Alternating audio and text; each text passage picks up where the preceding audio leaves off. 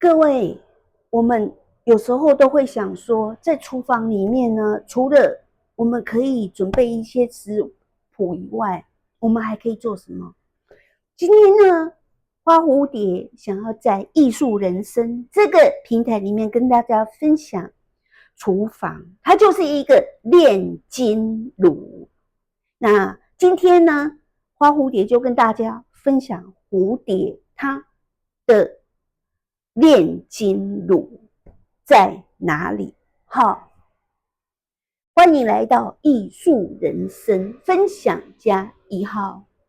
那有时候呢，大部分的时候，我不太喜欢煮饭，因为我觉得太浪费时间了，太浪费生命了，所以我会像德国人一样，一次煮很多，然后呢，一次买很多，然后煮完放在冰箱，要再拿出来这样吃。那么，当花蝴蝶好忙的时候，花蝴蝶很忙的时候就这样子吃，但是吃第1天、第2天、第3天都 OK。可是如果很忙，连续忙了1个月，然后呢，连续吃了2个礼拜同样的东西、同样的做法的时候，就会烦，就会非常的难过，没有办法。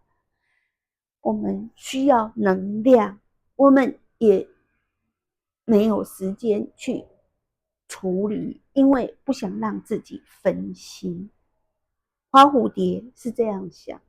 可是呢，真正实际上的就好像是刚刚花蝴蝶讲到的一个花蝴蝶的 SOP 里面，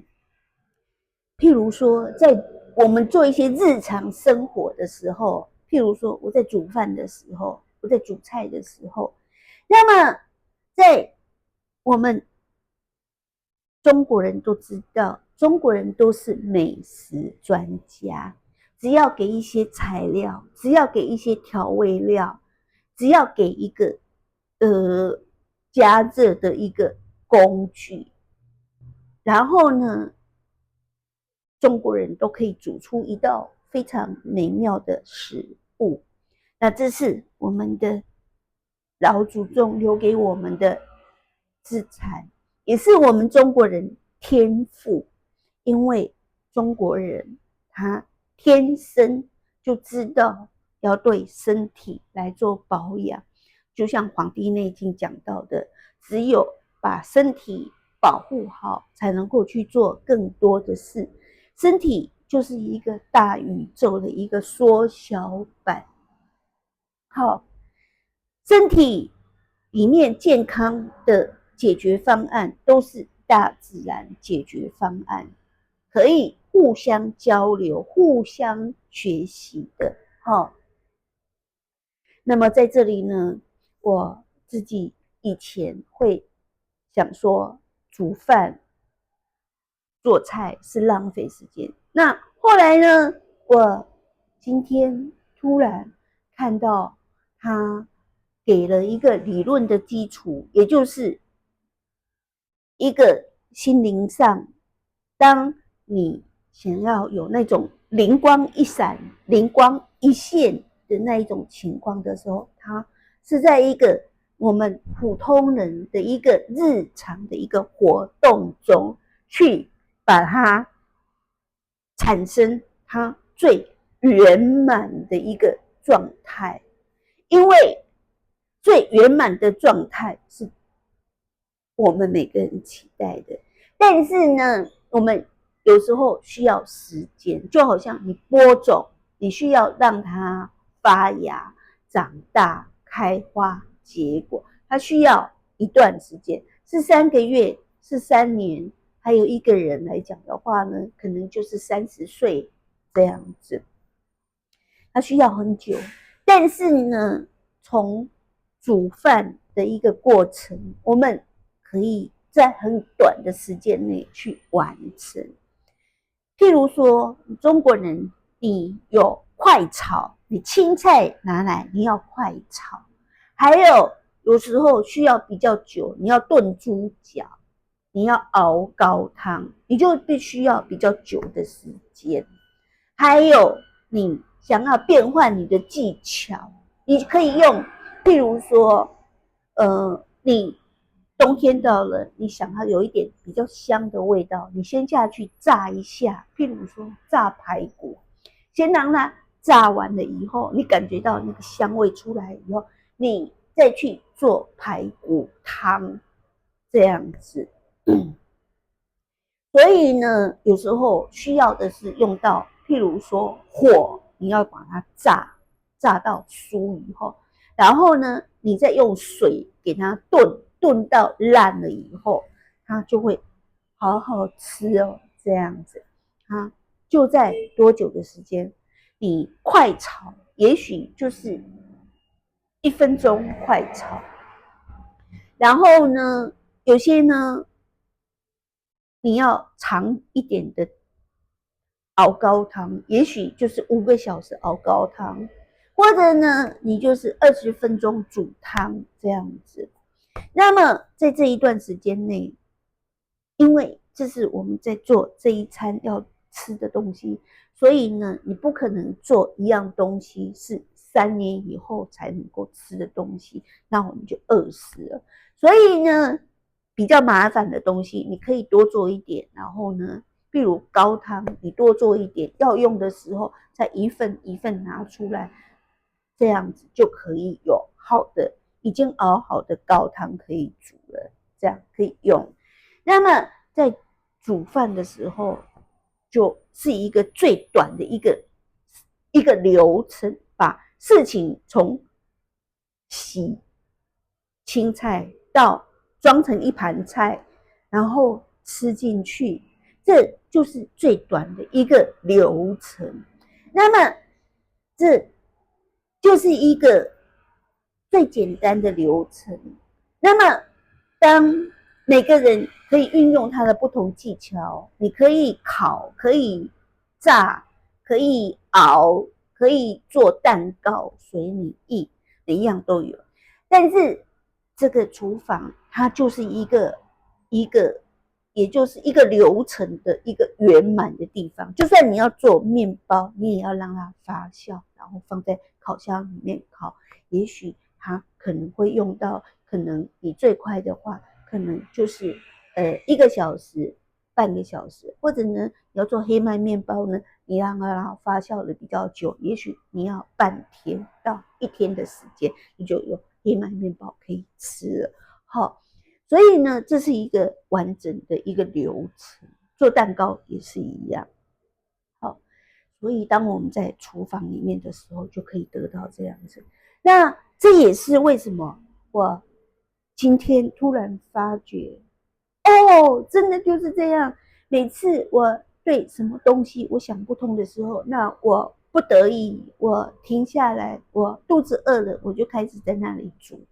东西。那么当我真心真意在那里煮东西的时候，不是说从冰箱里拿出了一个准备好的东西，而是我自己在那里备菜、洗菜，然后呢配菜，然后呢我想看看我要换什么样的口味、什么样的技巧来做的时候，不是拿我每次都已经用过的、每次都做的那个方式，而是我自己在那里想，我今天要变什么花样，今天这道菜我要变什么样的口味，变什么样的那个时候，或者我要做什么样的实验，看看它的味道结果怎么样的时候，我就会有好多好多的想法。然后呢，我在做的时候，我就突然发觉，我在做这个事情的时候，就是在那个得到的那个方法，就是我在解决我自己想不到，碰到问题的时候，我自己找不到答案的那个解决方法。也就是说，我在做，然后呢，我就按照这样子流程做，然后呢，我就头脑里面冒出了好多好多的，我就在那里设计，我要变一样新的一个菜色出来。那么这样我用这样子，然后我真的就在那里做，但是做那整个流程，然后呢，我头脑里面就冒出了很多东西。诶，我在做这个东西，那这个事情是不是我在做这样子的时候，那是不是就好像在做什么样东西的时候？譬如说我在做备菜的时候，我会做一盒还没有煮过的菜色，然后不是菜色，准备好的菜，好，然后呢，譬如来讲的话，我在做准备菜的时候，我就会想到说，哦，做这个准备菜的时候，就好像韩立在做他的那个功法，做他的布置，在准备他的备案的时候，我就想到，哦，这就是这样子。为什么韩立能够在每次他突然跟敌人在那里对打的时候，他总是能够从他的储物袋里面挑出了适当的法宝，然后呢对准他的敌人。哦，这就是这样。所以呢，这也就是我以前我有时候我在做备案的时候，我想到了，所以我就知道了。所以呢，很多东西，当我在学习各种东西的时候，我突然就发觉说，哦，这个就是这样的用法，也就是我们平时在做准备的时候要怎么做，或者呢，我平时我碰到什么问题，我找不到答案的时候，那么当我在那个地方煮菜，我专心在那里煮菜的时候，在那个地方，在那里就是想要变出一个新的不同的菜色的时候，我就会去把那个方法的一个最好的一个方法的想到了，然后那个方法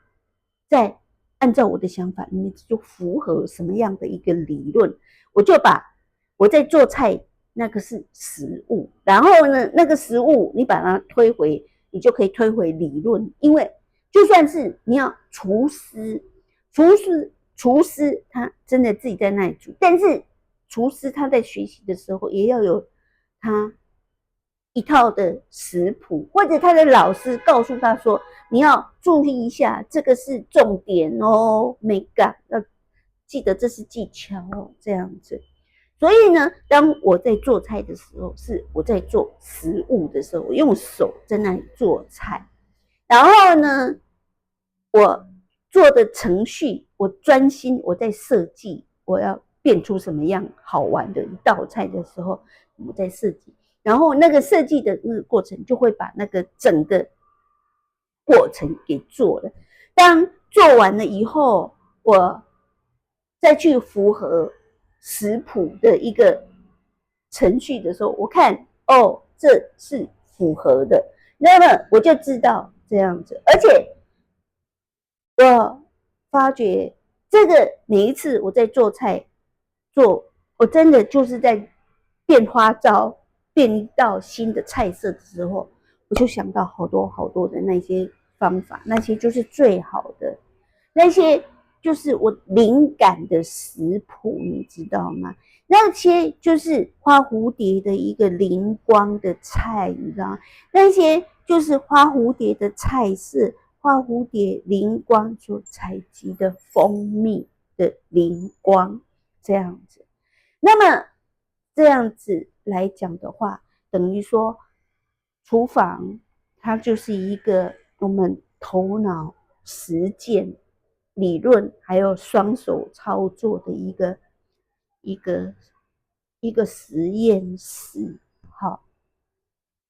教室实验室，好。当我们在厨房里面这样做完了以后，我们的灵光就会出来。为什么灵光会出来？因为当我们在做菜的时候，然后在做的时候，就变得就好像是一道窗户，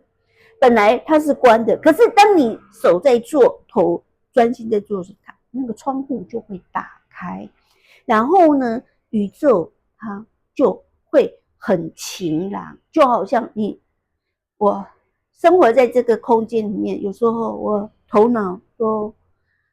迷失方向的，我把窗户打开，空气就吹进来，我的头脑就清楚了。好，我头脑清楚了以后，那么我就找到方法了。那么我找到方法以后呢，我就要把这个方法呢，透过一种我的眼睛、我的感觉、我的理论基础结合在一起，那么我就学到了这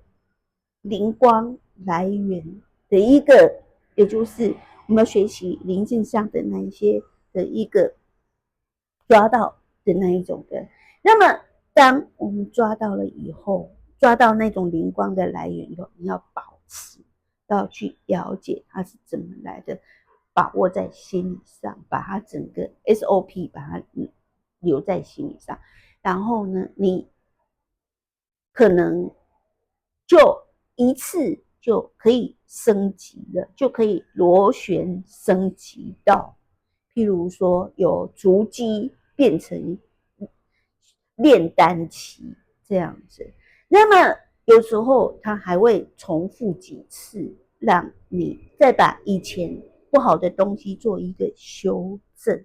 那这就是我觉得今天我想跟大家分享的厨房，就是花蝴蝶的炼丹炉这样子。那这是分享家1号艺术人生。那我请大家再去观看这一个，也就是我还有关于这个